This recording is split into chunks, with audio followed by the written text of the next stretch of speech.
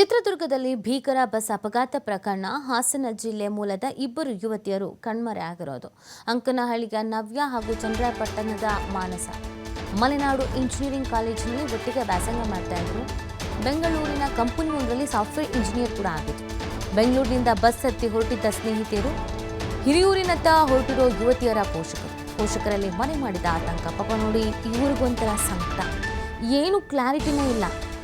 ಅಂದರೆ ನಾಪತ್ತೆ ಅಂತ ಹೇಳ್ತಾ ಇದ್ದಾರೆ. ಹೆಂಗೆ ನಾಪತ್ತೆ, ಏನು ಎತ್ತ ಮಾಹಿತಿ ಸಿಗ್ತಾ ಇಲ್ಲ.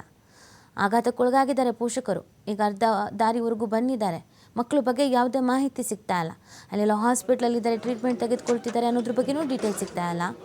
ಬಸ್ನಲ್ಲಿ ಮೃತದೇಹ ಸಿಕ್ಕಿದೆ ಅನ್ನೋದ್ರ ಬಗ್ಗೆಯೂ ಕೂಡ ಮಾಹಿತಿ ಸಿಗ್ತಾ ಇಲ್ಲ.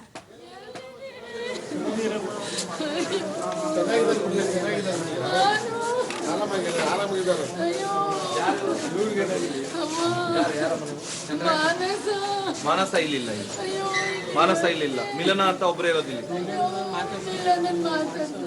ಮಾತಾಡ್ತೀರಾ? ನೀವು ಒಬ್ಬರು ಬರ್ರಿ ಅಷ್ಟೇ, ಯಾರಿಗೂ ಬೇಡ. ಒಬ್ಬರು ಮಾತ್ರ ಬರ್ರಿ, ಒಬ್ಬರು ಮಾತಾಡ್ತಾರೆ.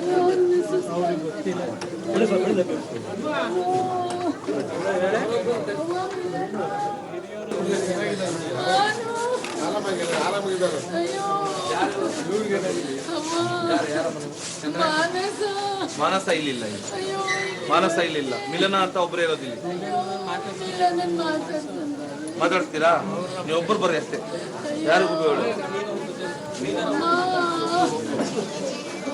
ಒಬ್ಬರು ಮಾತ್ರ ಬರ್ರಿ, ಒಬ್ಬರು ಮಾತಾಡ್ತಾರೆ.